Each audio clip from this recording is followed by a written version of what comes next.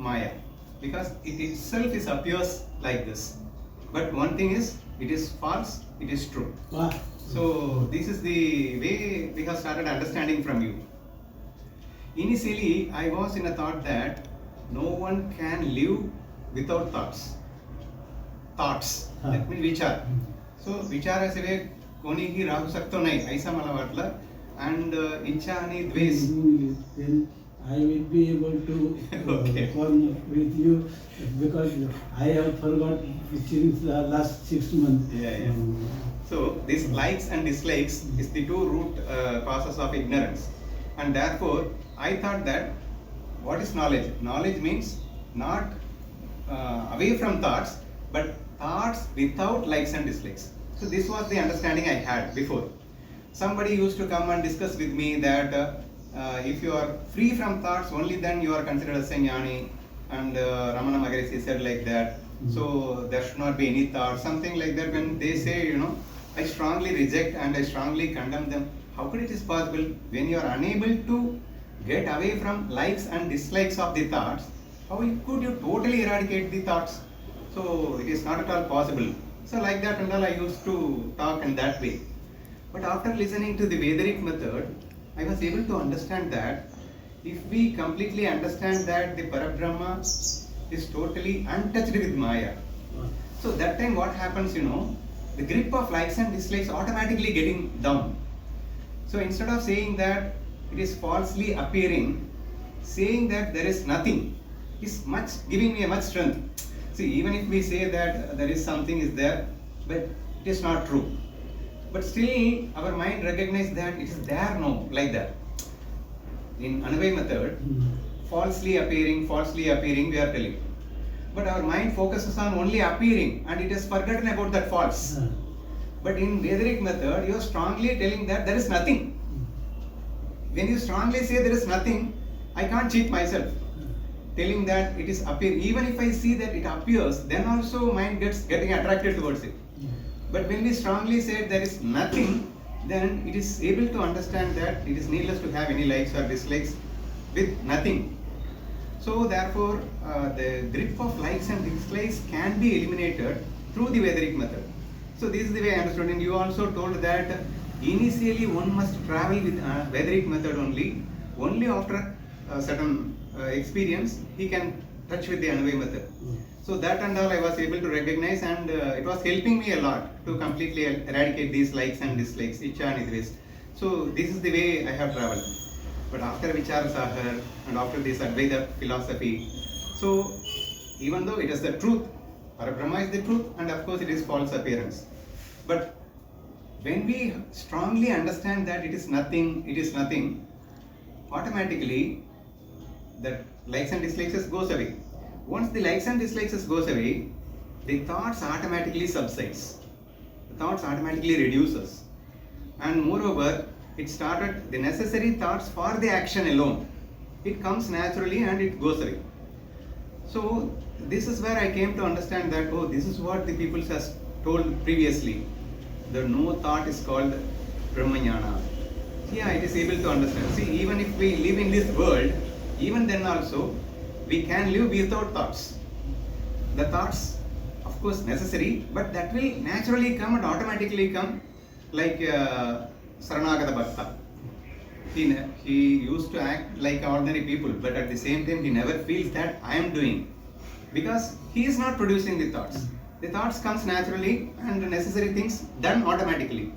So in that way, first I realized that, what a beautiful thing. So thoughtless state, indirectly thoughtless state, we are not producing thoughts and it comes naturally. So even then also we are living in this world and we are experiencing this world without thoughts. So that way I was able to understand and started experiencing it. And nowadays, even now, mind started thinking that no thought state, something like samadhi. Previously, the samadhi, what is the use of samadhi, I used to think. What is the use of samadhi? See, having this world, we are living here, understood that this is false, we have to live in this world. Samadhi is of no use. In that way, previously I was thinking. But now my mind is telling that what is the use of living here having known that it is nothing? Having known that it is nothing, then again, what is the necessity of living? So be in that Parabrahma state, that Avyakta. So that Avyakta state, I never liked it before. But now my mind says that everything is well and good. What is wrong in it? Having known it is nothing, that is also okay. So the mind is slowly getting transformed into that state. And even, oh, that is why my Guru Jnanadev at the age of 21 itself, he has gone into Samadhi. So ultimate truth is again that Avyakta. Even if we living in this world, it is not going to be a permanent. So after certain period, after all the Prapta Karma is over, again I have to remain in that state only. So I can't underestimate that. So that is my final about all this understanding, experience. This is the way I transform myself, I'm telling you. So previously I never think about the thinking of Avyakta, thoughtless state. I thought that it is all impossible. But now I can able to recognize so why it has been told differently and what is the essence of Vedaric method and Anuvai method. So all these things I am able to understand very clearly and it is helping a lot for me to experience Maharaj. This I just wanted to share with you one thing. And one more thing regarding this Paramarthika Satta and Vivaharika Satta. So these things in Paramarthika Satta more particularly talks about the Vedaric method, and Vivaharika Satta it included this Anuvai method also. So in that way we are discussing.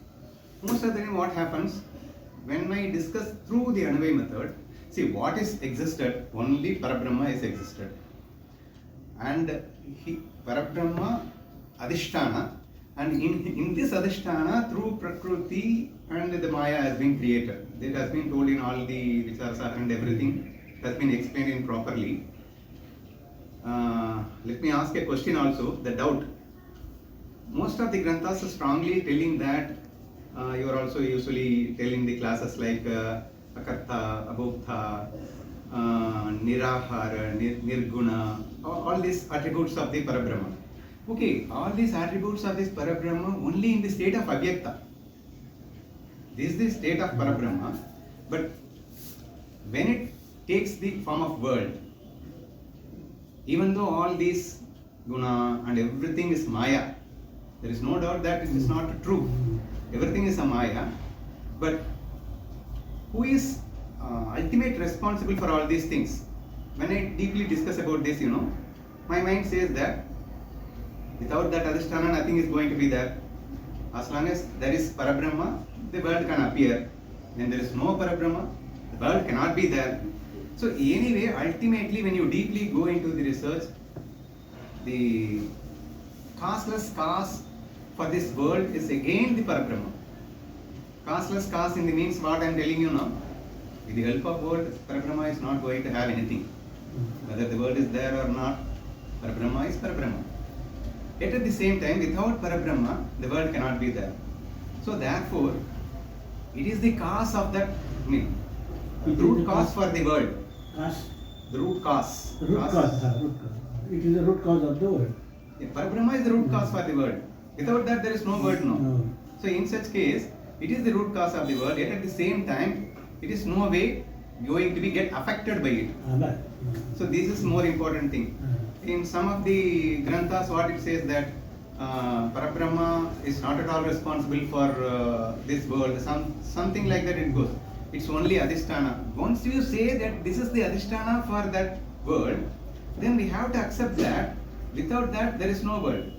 So ultimate root cause, we have to say it is a Parabrahma. Only thing what we have to clearly understood that it is a Maya. It is not actually there, but it appeared to be there. So we can say that thinker is different from thoughts. I am thinking.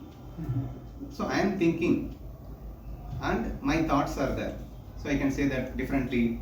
Programmer, program. In computer terms, we used to say that programmer. So he is planning and everything, he is doing programming. You don't know about the programming knowledge and all. I can say differently. Creator, created. We can say the two things, no?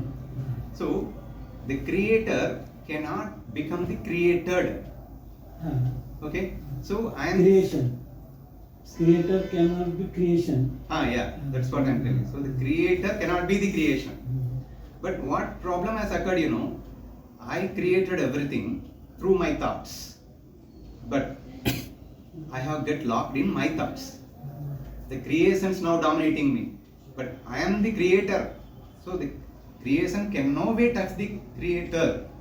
You have forgotten that I am a creator. So it has happened. So therefore, here as long as I am remain as a creator, so I can able to understand that whatever happens, as long as there is a thought, it's all able to seeing, experiencing it. So when I don't produce the thoughts, there is nothing. So the ultimate creator, I myself. Without me, there is no world. I am the responsible for everything there, then and there. So by this understanding, it is impossible for me to blame anyone in this world. Because everything is my own creation. I have to accept it and I have to enjoy it. Otherwise, simply leave it, understanding that it is nothing. See, you are dreaming. It's your own thoughts. So you must enjoy the dream. Otherwise, neglect the dream because it is dream. Two choices we have. So because my own thoughts, so I have to accept it, I have to enjoy it. If not possible, understand it's a dream, leave it away. But don't blame it. So that understanding is very much, it is increasing because it is impossible to blame anyone in this world. Once if you don't blame anyone in this world, automatically we are getting into that principle of oneness, that Advaita.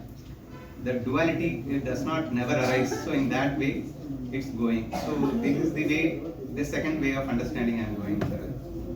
And only one more thing. Regarding jnana and bhakti. Previously, I was focusing morely on the bhakti. I used to teach people with also, I insisted about the bhakti more and more. And bhakti with jnana. I used to say that if you are liking Vittal, then don't get confined into that image. See the Vittal everywhere. Vittal is everyone. So you have to see the Krishna or Vittal all the places. Initially, I used to say that except you, assume yourself, except you, everything is Vittal. So in that way you try to proceed. After some time you can able to realize that you are also Vittal.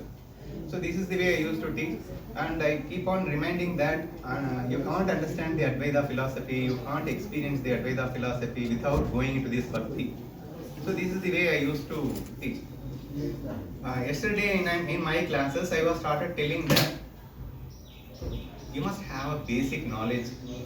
Without knowledge, even you cannot have surrender to your Guru. Which I am telling you that what is the power of Samabhavana? What is the power of understanding Maya? If you don't understand everything is a Maya, getting the Samabhavana is very, very difficult. And impossible. Yeah, it is not. It can be experienced in reality. Exactly. Moreover, previously what I was telling, bhakti is more important. Now what I am telling, to surrender to a Guru, you must have at least some kind of knowledge. So because how could you surrender to someone which you don't know anything at all? So you have understood what is Maya, but that person is living legend of Parabrahma. That means he has understood that the world is Maya, he is not at all affected by any means. So if I am seeing you, I am able to understand that you are not at all getting affected by whatever happens in and around you. So this knowledge I must have. So first of all, I must inspire on that knowledge. So it's all Maya, it is needless to worry about anything. But I'm unable to walk forward and before it. But I'm seeing someone else who is traveling in that path. Only then I get inspired with them, and that inspiration can convert into surrender. So if I don't know the power, importance of this knowledge, if I don't know the world is Maya, and all the Gita and everything says that plus and minus, enjoy equally. Success and failure, enjoy equally. Pride or shame, enjoy equally. All are okay. But how? It is through the knowledge. But again, in that knowledge we are seeing someone is living. So we are already inspired with that knowledge. Now the person is living in that knowledge, only then we can able to surrender. So without any knowledge, how could the surrender can come into picture? So therefore, try to inspire with the knowledge also. Only then your bhakti will be completely complete. So initially you can have a bhakti like image. You see he is great and you are very low. In that way you started bhakti. But most probably this will be a kamya bhakti.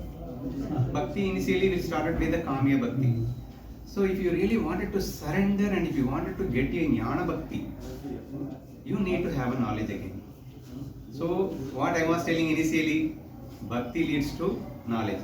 But now what I am talking, knowledge leads you to Bhakti. When I was talking yesterday to Vice versa also. yeah, vice versa. Yesterday some people asked me, see, initially you taught me that Bhakti is more important, only the Bhakti leads you to Jnana. Yeah. But now you are telling that the Jnana leads you to Bhakti. Why you are telling in opposite way? You see, both are true. See, one goes in this way and the other one comes in this way. Because both are one and the same. Yeah. But we take time to recognize. Yeah. Some people who have got more attached with Bhakti, they are unable to understand if I talk like this. No, Bhakti. They See, suppose everything is one and this. knowledge is different from bhakti. Yeah. And some are attached with knowledge. This is bhakti different from jnana. Yeah. When real bhakti is known as jnana, real jnana is known as bhakti. Two great examples are there, Maharaj. One is Namdev, greatest bhakta without jnana, and finally he achieved it. And another one is Uttava, the greatest jnani without bhakti. Finally he recognized it. So both are equally important in that way. We have discussed. Maharaj. I am told I had on Bhagavad Ekadash Skanda, 11th chapter, which Eknath Maharaj has written Tika. But it is not available. I have told bookshop. It is available in Hindi. Eknathi Bhagavad. Eknathi Bhagavad I am started reading now. I am coming to the chapter in English. English. But through AI. Who had given? No, Marathi app is there. Ah. So I am just putting it to AI and getting converted into Tamil and English. So in that way I am reading. There will be, now you are having no any doubt and you are having proper concept. Yeah, now. yeah. But when you will meditate with this Bhagavad, then it will be useful for all humanity. And you will be the guide for all people. You are very good. You are, Yeah, now I have come to up to the from today I am going to start 10th chapter. So up to 9th chapter I have completed. We are now in 4th chapter. You only go. Tomorrow, after Ganeshwari, we have started. Yeah. Therefore, we are thinking to make. Afterward, I am not continuously, I can't explain it. But up to tomorrow, I will explain. At Mangalacharan. Okay. Mangalacharan. So I had told that bookshop, you try to Available. He said Hindi Bhagavad. No, Maharaj, I have, because of this AI, even in English, Tamil, whatever the language, it's easily getting converted and I am able to learn, no problem. Afterward, sometimes when comes, you can discuss. Yeah, sure.